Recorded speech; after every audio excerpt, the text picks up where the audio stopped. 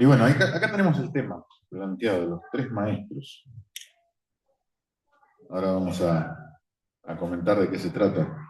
Porque vamos a ver, a la luz de un personaje. Ah, no tengo el control después. Ahí está. Gracias. A la luz de lo que pasa con un personaje bíblico, vamos a ver eh, que cuando queremos involucrarnos, y espero que sea el deseo que todos tengamos acá, de involucrarnos no solamente en abrazar la fe en Cristo, sino también en vivir para Cristo, en servir a Cristo,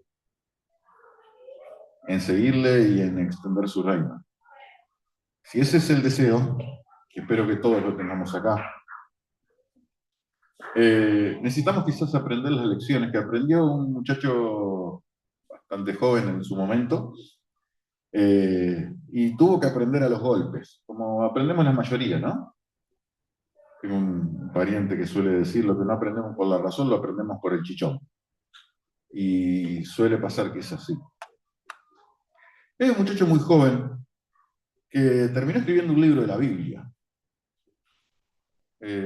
Iba a hacer una pregunta, pero me parece que ya todos van a saber quién es porque pasó una slide sin querer y alguno capaz que lo vio.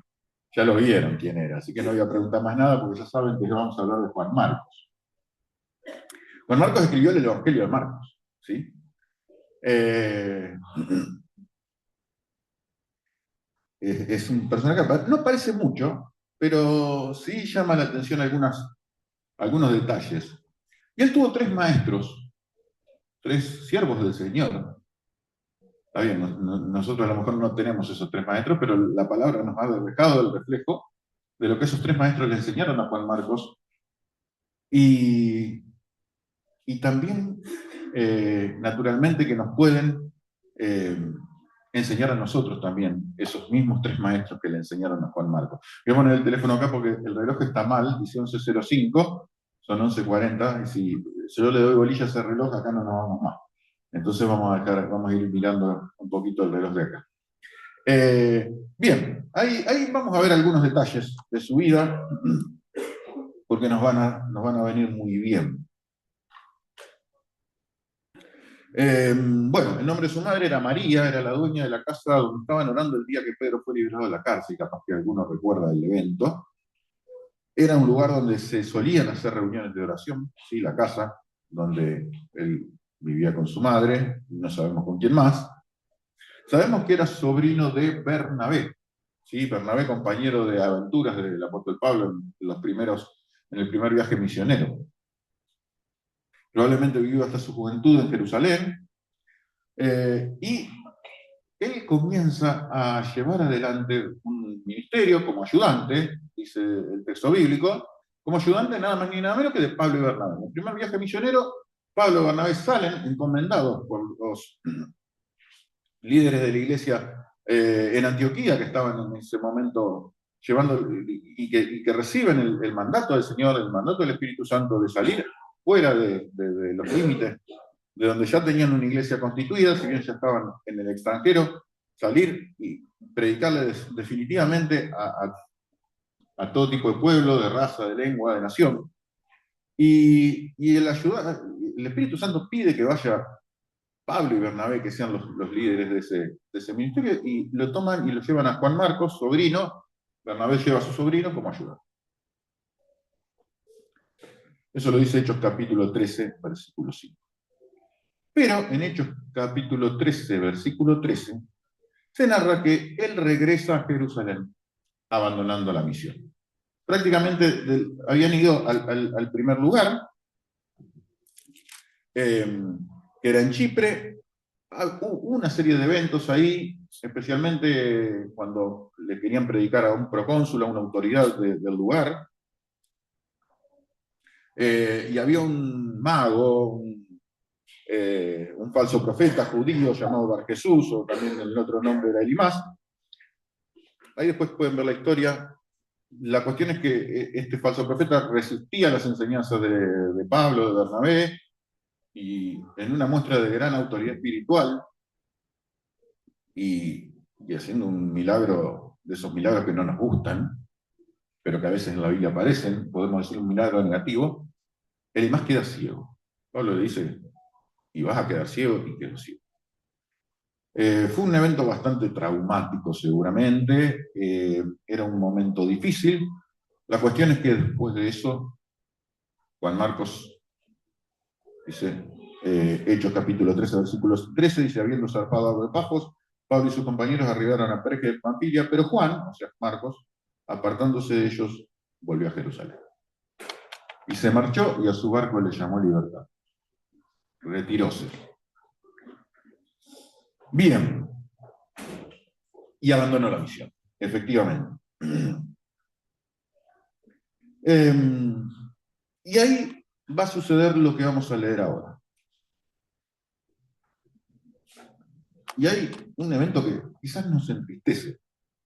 Y si cualquiera de nosotros hubiera sido quien escribía la Biblia, es muy probable que este evento lo hubiéramos omitido, nos hubiéramos hecho los sotas y no hubiéramos escrito nada sobre él. Pero el Espíritu Santo guió a Lucas para que lo escriba también. Vamos a leer Hechos capítulo 15, versículo 36. Ya habían vuelto, ¿sí? Pablo y Bernabé, de este primer viaje misionero, estaban ya en Jerusalén, y relata el texto bíblico que algún tiempo después Pablo le dijo a Bernabé, volvamos a visitar a los creyentes en todas las ciudades en donde hemos anunciado la palabra del Señor y veamos cómo están. Resulta que Bernabé quería llevar con ellos a Juan Marcos, pero a Pablo no le pareció prudente llevarlo porque los había abandonado en Pampilla y no había seguido con ellos en el trabajo. Se produjo entre ellos un conflicto tan serio que acabaron por separarse. Bernabé se llevó a Marcos y se embarcó rumbo a Chipre, mientras que Pablo escogió a Silas. Después que los hermanos lo encomendaron a la gracia del Señor, Pablo partió y viajó por Siria y Cilicia consolidando a las iglesias. Una de las cosas más maravillosas de la Biblia es que no oculta las debilidades de sus hijos. No te oculta nada. Y acá Pablo y Bernabé tuvieron ambos su punto de vista. Se ha escrito mucho y se ha debatido mucho. Pero está claro, después cada uno podrá tener su opinión, pero hay cosas que están claras. Y lo que el texto nos muestra es que, si lo miramos en detalle, es que tanto Pablo como Bernabé vieron solo un aspecto de la situación y cada uno se cerró en su aspecto, en lo que consideraba. Ambos tenían, si se quiere, razón en una parte y en otra parte no. Y claro, que son posturas inflexibles que a lo mejor no son dignas de imitar. Pero más allá de eso, lo interesante es que aún los problemas, aún las fallas, aún las pasiones humanas que juegan en contra de lo que el Espíritu Santo quiere hacer, aún eso es usado por Dios para bendición. Porque Juan Marcos y Bernabé finalmente fueron a predicar a Chipre, la obra se extendió por allí. Pablo con Silas salieron a confirmar a las iglesias de Siria y de Cilicia. Y lo interesante es que Juan Marcos después tuvo que aprender de los dos, y después vamos a ver quién fue el tercero. Pero tuvo que aprender cosas de los dos, sacó lo positivo de los dos, y fue una gran bendición. Cuando aprendió lo que estos dos grandes del Evangelio, estos dos grandes maestros le enseñaron. Más allá de que en ese momento, en ese instante, quizás no hayan resuelto las cosas de la mejor manera, no hayan sido lo más prolijo, quizás hayan estado mal, ¿sí? Podemos animarnos a decirlo así. Pero Juan Marcos supo sacar y captar qué era lo bueno que Dios había hecho en cada uno de ellos. Y lo supo incorporar, lo supo aprender. Y creo que nosotros también necesitamos incorporar y aprender lo que incorporó él. El primer maestro que él tuvo, aún muy a su pesar, y quizás fue con el primero con el cual le costó establecer una relación, pero luego vamos a ver cómo esa relación se pudo reconstituir. El primero fue el apóstol Pablo.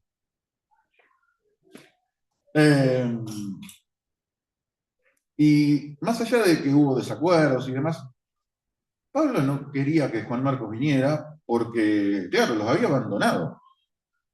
Pablo estaba marcando bien claramente que la obra necesita soldados, no aprendices incontables. La obra del Señor es una cosa seria. Y ciertamente, Juan Marcos había sido testigo de momentos de fuerte tensión, como habíamos comentado antes, con este evento con la ceguera de Ignacio y demás.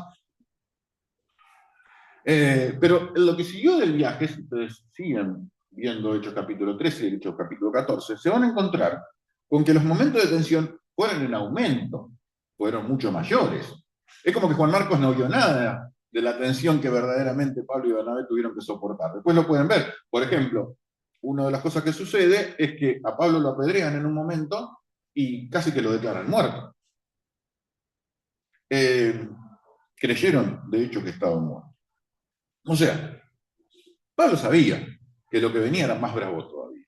Había sido mucho más bravo, este no había visto nada, dijo, este pibe no va.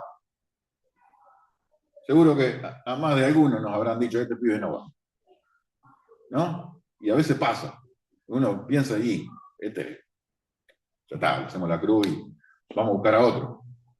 Eh, pero claro, eh, naturalmente que la obra y lo que se venía era algo serio, era algo complejo, era algo difícil, y eso exigía por lo menos tres cosas: compromiso, dedicación y perseverancia. Sin esas tres cosas no se podía avanzar. Y Juan Marcos lo tuvo que aprender a los golpes. Tal es así que fue motivo de conflicto entre dos grandes siervos de Dios. La enseñanza que Pablo le dejó a Juan Marcos, que nos deja también a nosotros, es que en la obra de Dios no se vive de taquito. No todo es color de rosa, no todo es que nuestra vida va a ser alegre y despreocupada cual Laura Ingalls salpicando por las praderas. No sé si se acuerdan. No va a ser así. No funciona así. No funciona picoteando un poquito sí y un poquito no. No es que sea pecado, es que no funciona. Eh, Hay un autor muy interesante eh, que a mí me gusta mucho leer, que se llama Antonio Cruz, es español. Ha escrito sobre muchas cosas. Eh, y él tiene una expresión que dice, vivimos en muchos lugares un tiempo de cristianismo a la carta. Esa es la expresión que usa. Una fe centrada en un Dios poco exigente, que solo ofrece pero no demanda. Y dice, es como si fuera un Dios creado de imagen y semejanza del hombre. Y que siempre está dispuesto, este Dios que nos creamos, siempre está dispuesto a ofrecer momentos agradables, momentos emocionantes, euforia, ¿sí? Provisión para el necesitado, sanidad para el enfermo, trabajo para el desocupado. Le podemos expresar nuestro amor cuando nos brinda todo eso. Pero es un amor alejado del compromiso con los otros, con el compromiso con los demás creyentes y con el compromiso con la comunidad. Y, ojo, porque realmente nuestro Dios es un Dios que da provisión para el necesitado, Dios da sanidad para el enfermo, Dios da aliento para el afligido. Creemos que es así, creemos que el Señor da trabajo, por eso oramos por los hermanos cuando no tienen empleo, o cuando están con alguna situación laboral compleja, pero se entiende a dónde vamos. Se entiende que es mucho más que eso. Y creo que la observación que hace Cruz es certera, es precisa. Y tenemos que entender que la obra de Dios es una cosa seria. Que el compromiso, la dedicación y la perseverancia se necesitan.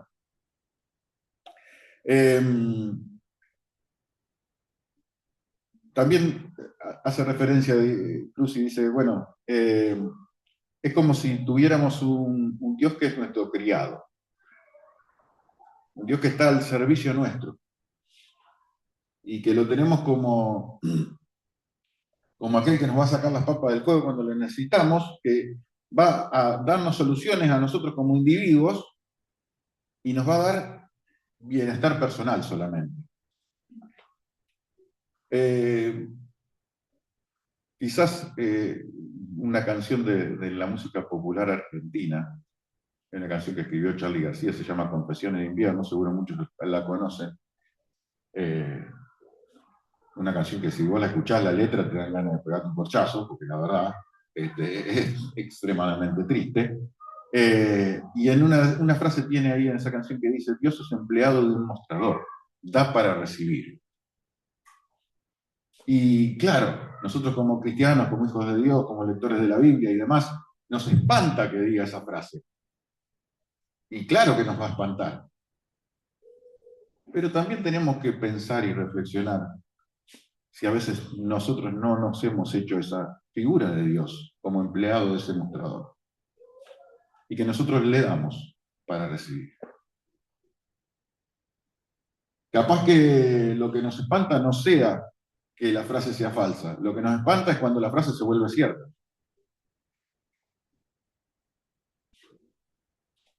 Y naturalmente que eso va a depender de lo que cada uno establezca en su relación personal con Dios.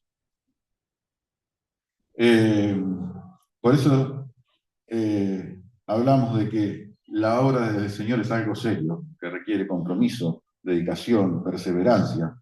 Está bien que establezcamos una relación vertical con Dios. Es imperioso, es necesario, es imprescindible, es mandatorio que tengamos una relación vertical con Dios a través de la oración, de la reflexión, de la meditación, que tengamos que ser libres de culpas muchas veces, que tengamos que ser libres de miedos en ese establecimiento de nuestra relación vertical con Dios. Pero la cosa no termina ahí, ese es el punto. No tenemos que quedarnos en eso. Eso está bien como punto de partida, pero después hay que ir un poquito más allá y hay que construir también relaciones horizontales con los demás seres humanos, con nuestra familia de la fe, en comunidad y también cumpliendo con el mismo deseo de nuestro Dios de que el mensaje se extienda a otros. Es decir, establecer relaciones horizontales con nuestra familia en la carne, con nuestra familia de la fe, con nuestro hogar, también con las personas que nos rodean, también con las personas que no son del Señor. Y, y efectivamente que nos podamos transformar en agentes intermediarios, que sean agentes de cambio, que transformen y que bendigan a la sociedad en la cual están insertos. Si no, nos vamos a quedar ahí con nuestro Dios que es empleado de un mostrador.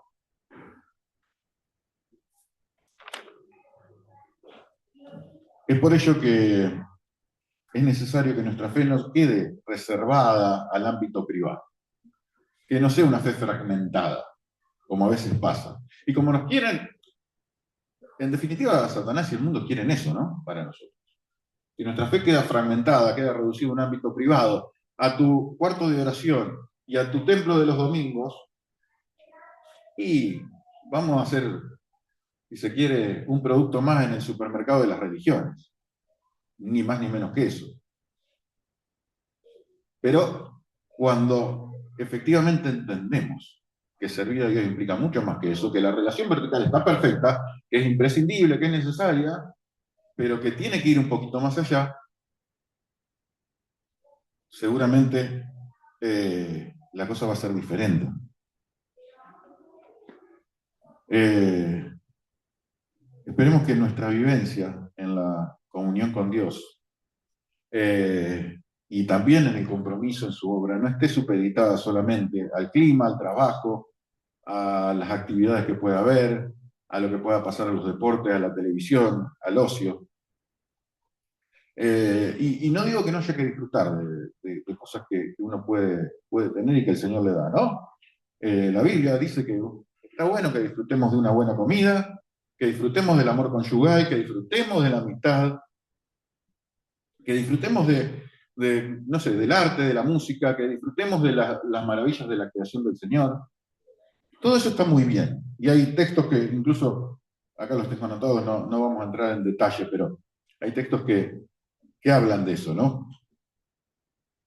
Eh, Pero lo que el Señor quiere es que Jesús ocupe el lugar central de nuestra escala de valores. Y ahí está el punto más delicado.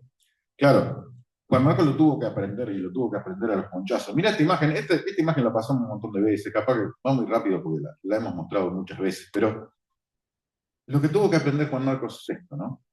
Es, eh, es lo que dijo el Señor Jesús, que ninguno que poniendo su mano en el arado mira hacia atrás es apto para el reino de Dios. ¿Te acordás cómo era el arado, no? Yunta de bueyes que lo llevaba y el hombrecito, este señor que era el peón, cuando llevaban a un pibe a trabajar al campo, lo primero que hacían era darle el arado para saber si era bueno o no era bueno, ¿no? El peón tenía que guiar a los bueyes para que haga el surco, ¿no? Y claro, el territorio allí en Palestina es un territorio generalmente muy árido, y claro, cuando los bueyes empezaban a marchar y empezaban a agarrar velocidad, empezaba a hacer que la tierra vuela a los ojos. Y cuando la tierra volaba a los ojos, ¿qué pasaba? Ahí uno empieza a mirar atrás para que no le dé la tierra a los ojos. Era lo que normalmente hacía. Pero cuando uno miraba para atrás, el surco salía para cualquier lado. Entonces, el hombre que araba y que era bueno, era el que se bancaba que la tierra le volara a los ojos.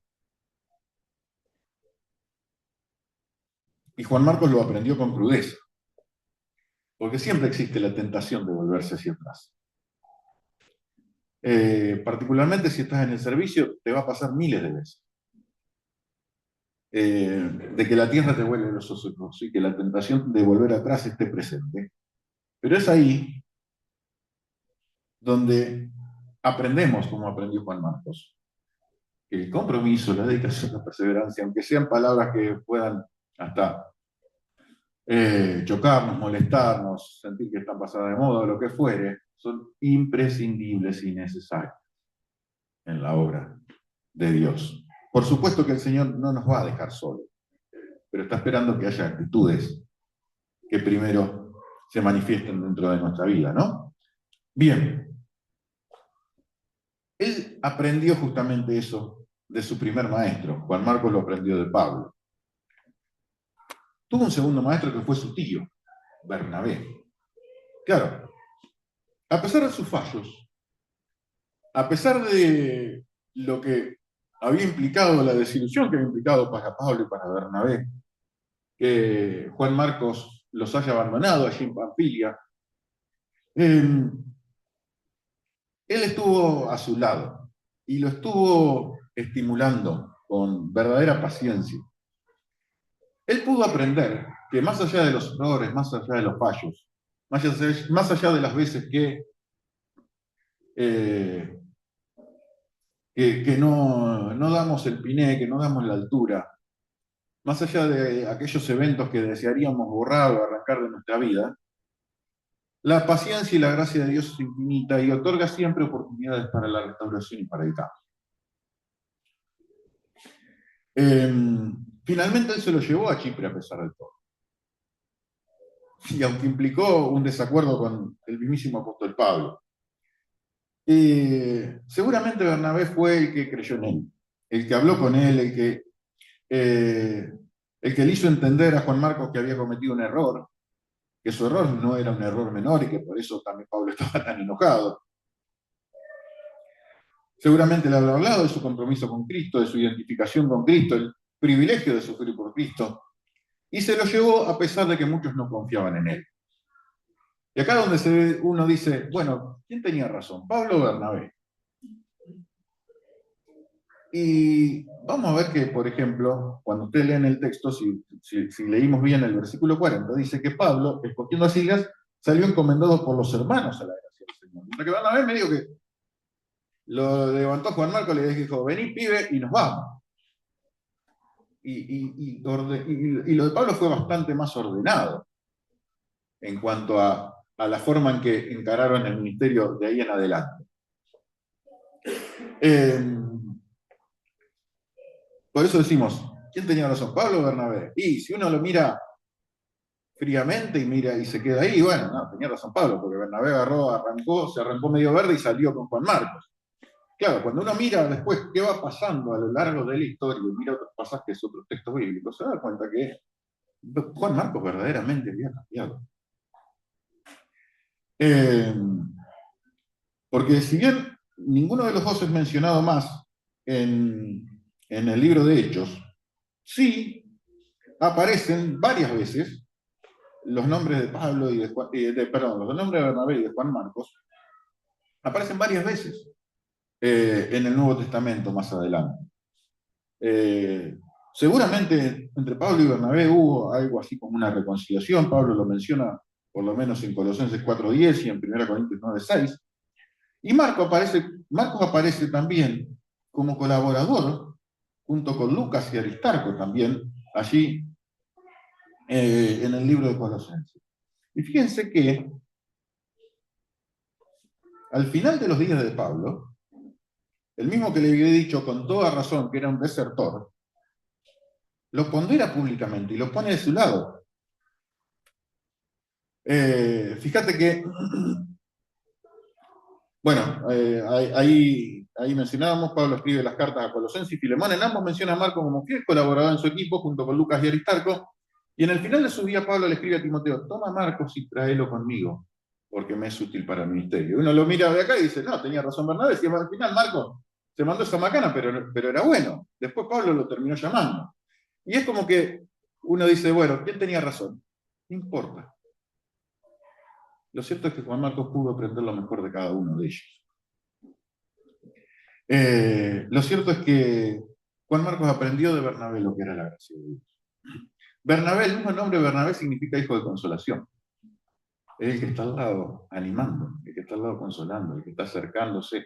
Y, y claramente los nombres en la época bíblica tenían una connotación cercana y que tenían que ver con la personalidad de quien llevaba ese nombre. Y Bernabé era justamente alguien que estaba siempre preparado. Y si ustedes miran y ven la vida de Bernabé y ven toda su trayectoria en el libro de Hechos, van a darse cuenta que efectivamente es así. Bernabé es alguien que da consuelo, que da paz, que bendice, que restaura, que lleva la gracia de Dios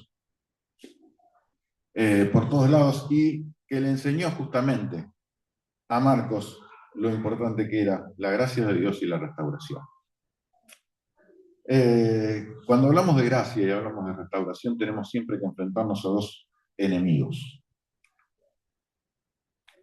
De esto estuvimos hablando hace ya un par de meses y no vamos a entrar demasiado en detalles, pero el orgullo en el mal sentido, si ustedes recuerdan, que existían dos formas de hablar de orgullo, ¿no? Un orgullo que podía tener que ver con algo que nos pone contentos en base a los méritos, en base a haber logrado algo, en base a cosas buenas que uno pudo haber hecho, y que puede tener alguna cierta lógica y alguna cierta forma de entenderse, y otro orgullo que es totalmente pernicioso y negativo, que tiene que ver con la soberbia, con la arrogancia, con la altanería. Y claro, el gran punto que para ser receptor de la gracia de Dios es necesario que reconozcamos lo malo que es. Y en ese punto, en esa acepción, si se quiere, negativa del orgullo, es donde necesitamos, sí o sí, reconocer que algo no funciona o que algo está mal. La gracia de Dios es para aquel que reconoce eso en primer lugar. Solemos tener la tendencia a buscar merecer los regalos, ¿no? Es como que queremos ganarnos el favor de Dios. De alguna manera, que a través de nuestro cumplimiento el Señor nos dé de sus favores inmerecidos. O también a veces tenemos la tendencia a excusarnos, a pensar de que, bueno, que no todo está tan mal, nos comparamos con otros, bueno, hay algunos que son peores que yo, tan mal no estamos, qué sé yo. Pero aceptar la gracia significa reconocer lo que está mal. Reconocer que el estado de uno ante Dios es desesperante, que necesitamos su intervención. El primer paso para recibir la gracia de Dios es verdaderamente el arrepentimiento. Es un cambio de dirección en nuestra manera de pensar. Es decir, che, esto acá está mal. Y si bien no vemos en detalle lo que Marcos tuvo que vivir, seguramente ese proceso lo habrá tenido que pasar. Siempre que hablamos de restauración hablamos de esto, ¿no? De primero reconocer lo que está mal. Segundo, a veces hay una parte en donde que tiene que ver naturalmente con la falta de fe, ¿no? Que es esa resignación.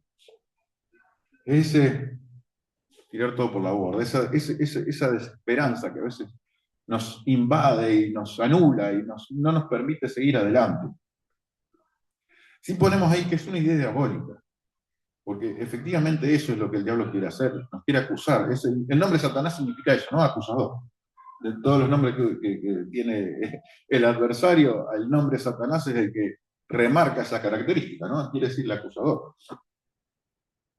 Y la idea de pensar que no tenemos perdón, de que no tenemos oportunidad de cambio, de que las cosas son así y no pueden cambiar. Uno por ahí teóricamente conoce que Dios perdona todos los pecados, pero interiormente podemos creer que ya no calificamos para servir a Dios, que nuestro pasado nos condena, como el título de una película.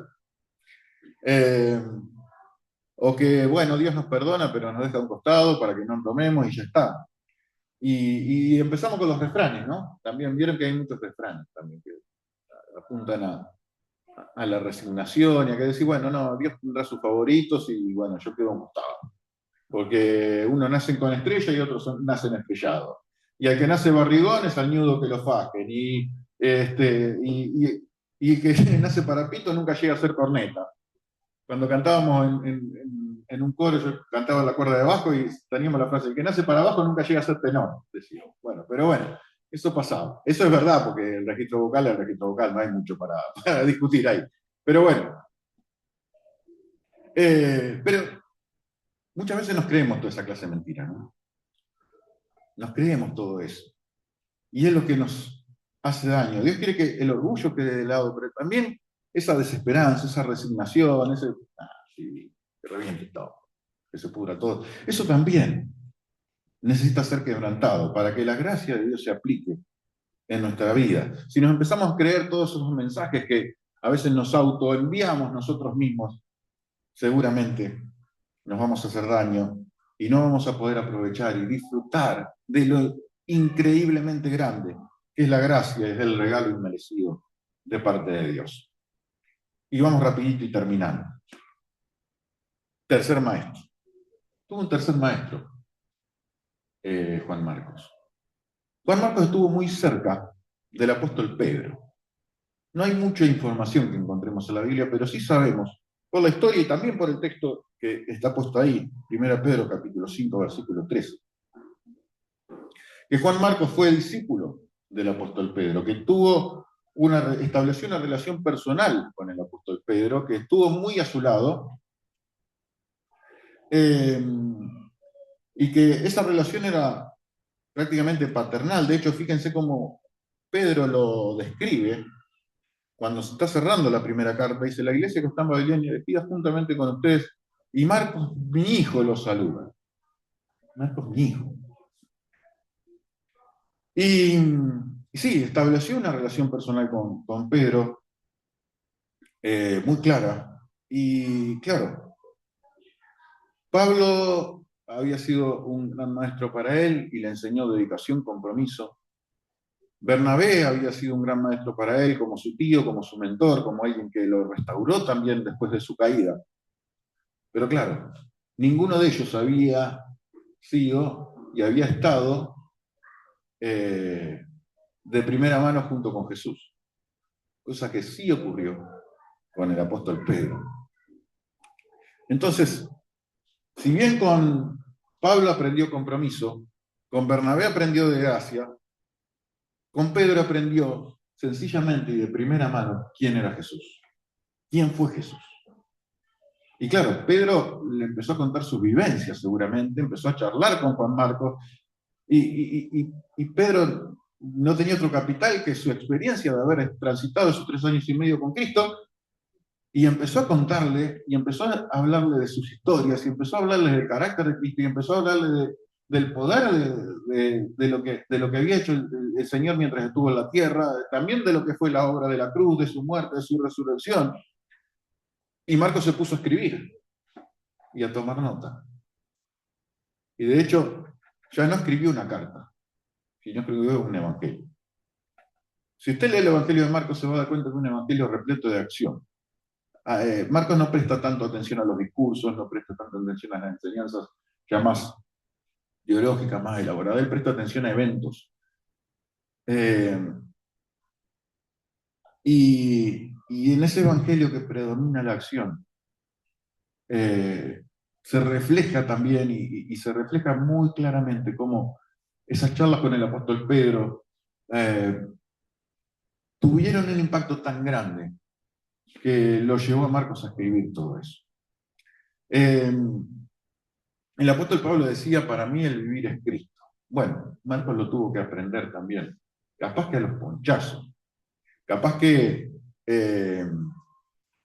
con todas las dificultades que ello implicó. Pero al igual que Marcos, nosotros también necesitamos aprender todo esto. Porque podemos aprender y podemos ponerle toda la garra que le querramos poner al servicio. Podemos disfrutar de la gracia de Dios que nos restaura cuando caemos, o cuando las cosas nos salen bien o cuando las cosas hacemos mal. Pero de nada nos sirve si nuestra vivencia con Jesús no está presente, como estuvo presente también justamente con Juan Marcos y en esas charlas y esas enseñanzas que recibió del apóstol Pedro. Nosotros necesitamos entender quién es Jesús. Y siempre se nos pregunta, ¿no? Y siempre surge la pregunta como la pregunta que los discípulos, que Jesús le hizo a los discípulos. Bueno, ¿quién dicen los hombres que soy? Bueno, unos Jeremías, uno Juan el Bautista, otro alguno de los profetas. Bueno, pero ustedes, ¿quién dicen? Muchachos, bueno, va. Está bueno todo lo que digan los demás. Bueno, ¿y vos qué pasa? Y esa es la pregunta que hacemos. ¿Quién es Jesús? Esa es la pregunta que uno tiene que incorporar dentro del corazón. ¿Quién es Jesús para mí? Llegamos a la conclusión. Necesitamos aprender, igual que Juan Marcos, que seguir a Cristo y servirlo a Él implica compromiso, dedicación y perseverancia. Necesitamos aprender de Bernabé que mientras hay vida hay posibilidad de cambio, hay posibilidad de restauración, porque la gracia de Dios es infinita. Y necesitamos aprender de Pedro que el impacto que produce la persona de Jesús en el corazón nos debe movilizar a la acción en su servicio, que no queda otra.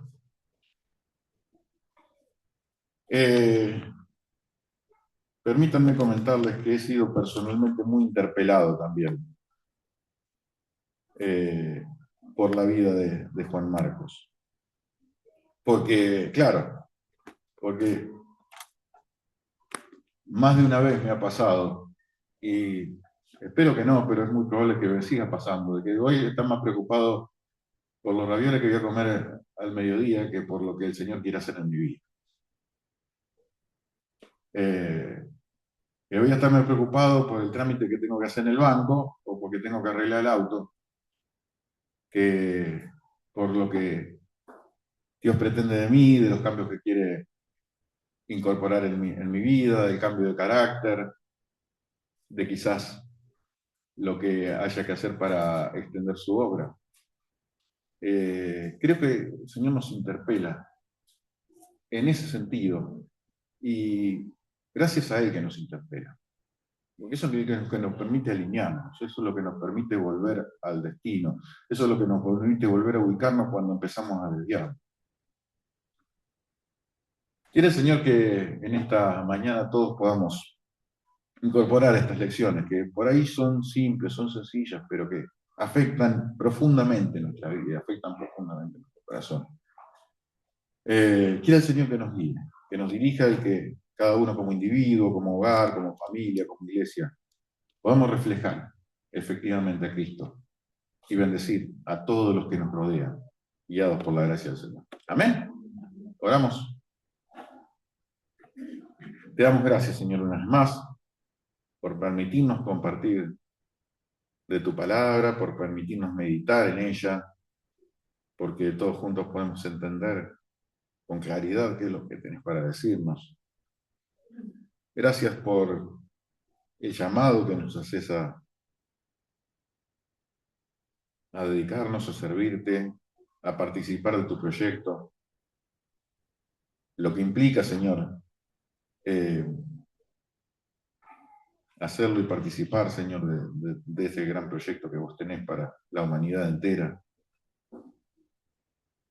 Gracias porque, Señor, nos damos cuenta que no todo sale fácil, no todo sale simple, no todo se hace de taquito, pero también sabemos que aun cuando fallamos y cuando erramos y cuando nos equivocamos, está tu gracia restaurándonos. Gracias porque también entendemos que solamente a través de una relación personal, clara, precisa, directa con vos, podemos llevar adelante todo lo que hagamos. En nuestra vida de servicio, pero también en nuestra vida diaria, en nuestra vida del día a día, de lunes a viernes, más allá de lo que sucede los fines de semana y de que quizás tengamos estos tiempos tan lindos de comunión, de alabanza, que en nuestro día a día, Señor, podamos recuperar. Clamamos para que así sea. Te pedimos que así pueda suceder y te rogamos que hagas, Señor, las transformaciones que necesitamos para que así suceda. Señor, nos ponemos en tus manos y te damos muchas gracias, Señor, por tu amor, por tu misericordia, por tu bendición. Y ponemos todo lo que hagamos esta semana en tus manos, las actividades, nuestros hogares y las reuniones, Señor. Lo ponemos todo en tus manos. Te damos gracias una vez más en el nombre de Cristo Jesús. Amén. Sí. Ah, bueno.